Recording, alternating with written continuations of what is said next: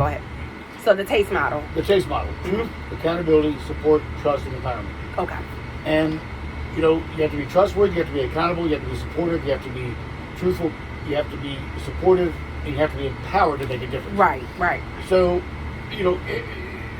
but one of the things I emphasize always is, as managers, we are more accountable to our employees than they are to us. Right. They're responsible to us, but we're just, if not more, responsible to them.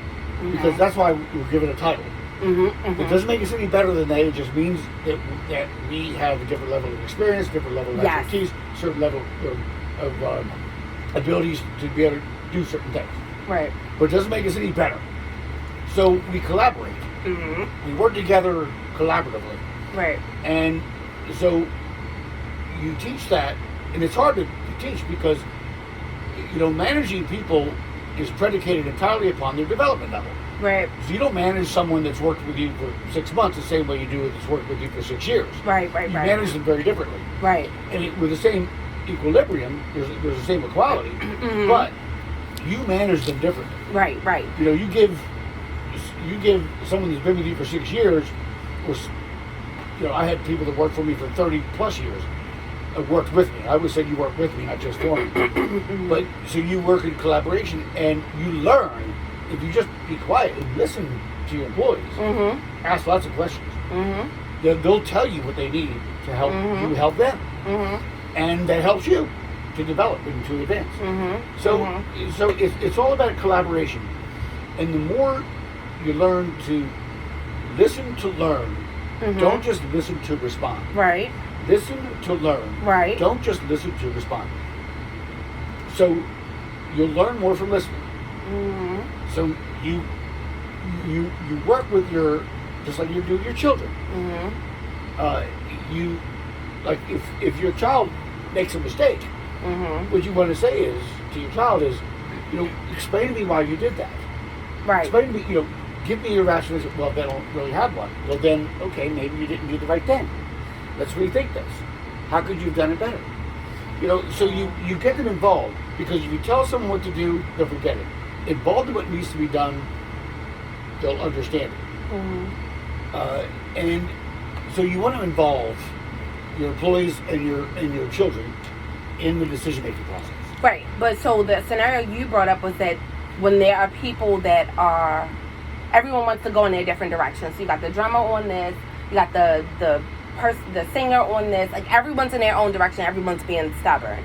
So in those types of scenarios, when you are listening to them and hearing their rationale and they're still not budging, then that's when I was saying about delegating. Like, look, guys, we got to do this and then circle around, do this. So that's what I'm saying for those types of situations. When people are just really like adamant about what it is they want to do. Like you said with the Led Zeppelin, Stairway to Heaven. You know that the song sounds like this, but you want to go all the way out here left field with it. So how do you bring them back in, in addition to the communication, but still like really being stern and putting your foot down without making people disgruntled and wanting to leave the band? Well, that's all about compromise. So, you can compromise with someone delicately, and without compromising your intention. So what you do is you, without being, fictitious or false about, your intent. What you do is you try to find some common ground. Okay. You try to find some commonality, and you say, okay, let's find a compromise. All right. If they're that adamant, as you're describing, then maybe they have a valid point.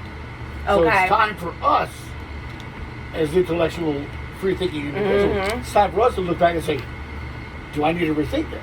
Got you. If they're that adamant about it, then maybe I need to rethink my thinking in terms of, okay, maybe this is a better way. Okay. Maybe this is a good compromise.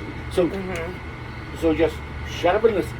Okay. And then let them engage in terms of their expression of what their motivation is, and almost invariably you will find some compromise.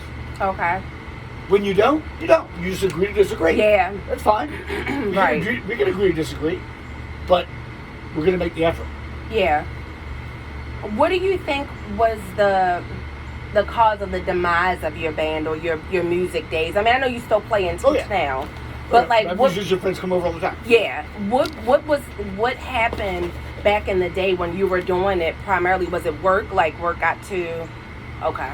You know what it was. Well, you know, being a musician in a nighttime band Gotcha. is very demanding. Yes. You know, you get there at 7, 8 o'clock at night sometimes. Mm-hmm. In certain places, like Randy's California, you get there at like 8 o'clock. Okay. And I'm a drummer, so I got to set my whole drum kit up, Yep. which takes like 45 minutes with my roadies. That's with help. And because this is like a small kit compared to the kit I usually have. But so you set your drum kit up, then you play, and sometimes you're not home until 3 o'clock in the morning because you got to break everything down. Yep. And that if you're not staying for more than 2 or 3 nights or whatever, you break it down because you don't want things stolen. I mean, some of these cymbals are worth $500 a piece. So you're living the life of a vampire.